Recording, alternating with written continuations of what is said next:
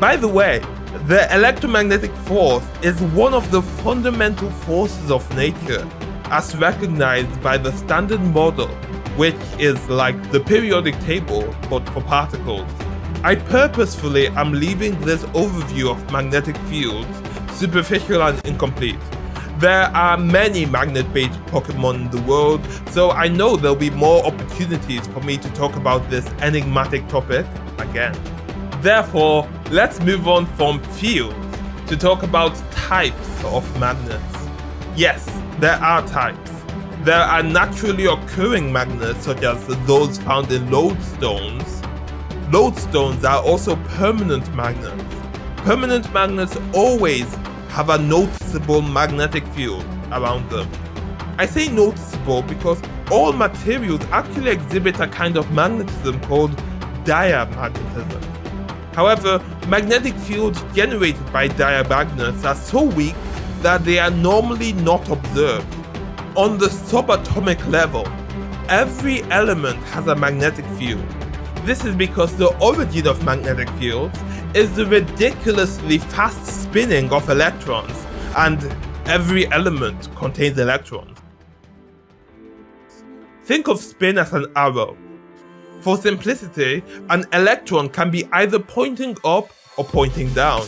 If just as many electrons are pointing up as there are pointing down, all the magnetic fields from each individual electron basically cancel each other out, resulting in a diamagnet.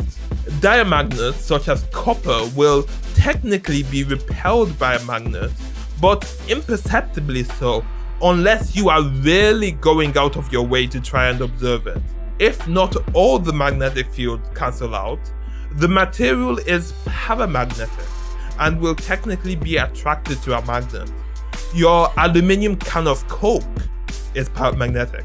What do iron, cobalt, nickel, and gadolinium have in common? They are all ferromagnetic.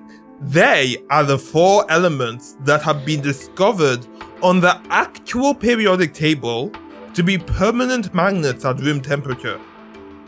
These materials are known as ferromagnetic because all of the spins on the electrons are aligned in the same direction. Also, ferro comes from iron, and iron was the first material found to exhibit ferromagnetism. Again, this is a simplification, as I would need to talk about domains and magnetization like I did in an essay I incidentally wrote on the same topic 10 years ago, which was naturally going to be full of newbie mistakes. Sony Hill Tower successfully isolated a high-temperature superconducting carbon composite from Magnemite cores. They used Magnemite because their equipment could just about manage to deal with the magnetic fields exhibited by Magnemite.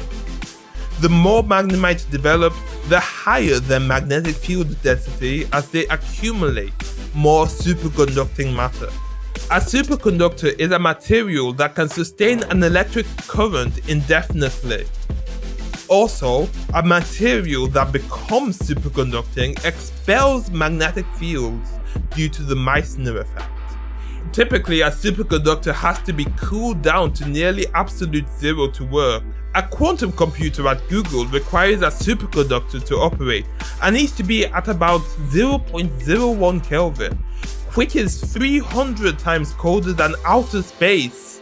Superconductivity is a phenomenon that occurs because of so-called Cooper pairs, named after theoretical physicist Leon Cooper.